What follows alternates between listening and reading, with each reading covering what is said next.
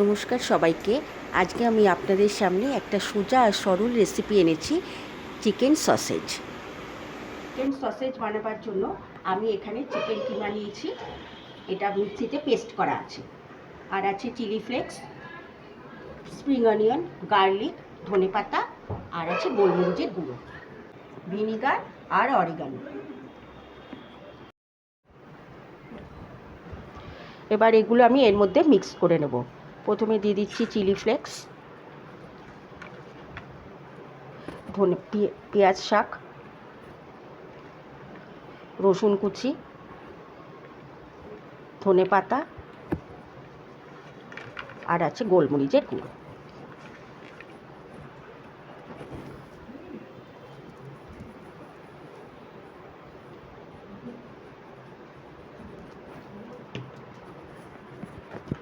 অরিগানোটা দিয়ে দিলাম, ভিনিগার 3 ছিপি।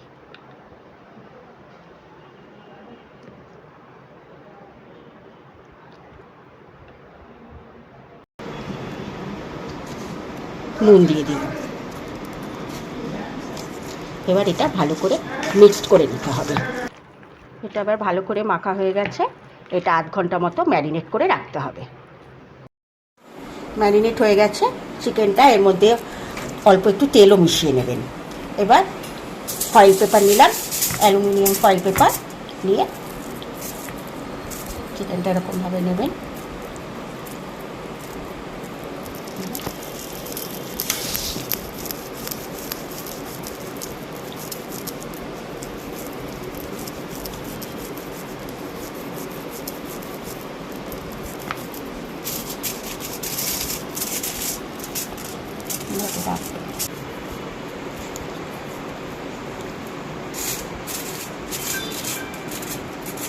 এবার এইভাবে এটাকে রোল করে নেবেন, দিয়ে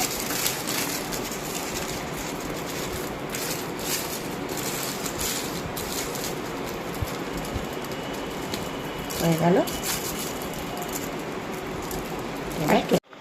এইভাবে আমি রোলের মতো করে নিয়েছি। এখানে নানা সব রকমের সাইজ আছে, আমি ছোট করেও করেছি, আবার বড়ও আছে।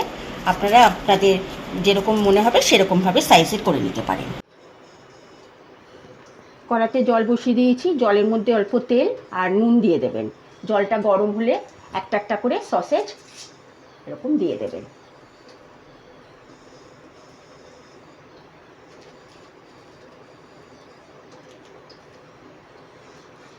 দিয়ে দেবেন, দিয়ে এটা ঢাকা দিয়ে দেবেন। এবার খুলে দিলাম, হয়ে গেছে এটা।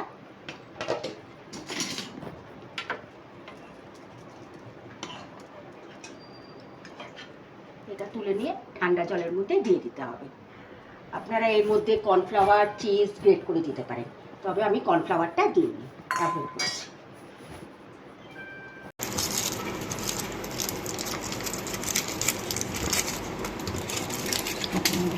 দেখুন এটা হয়ে গেছে।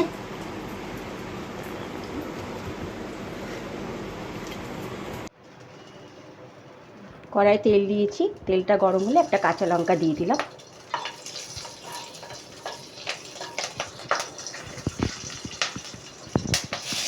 একটা ফ্রাই করে দিলাম।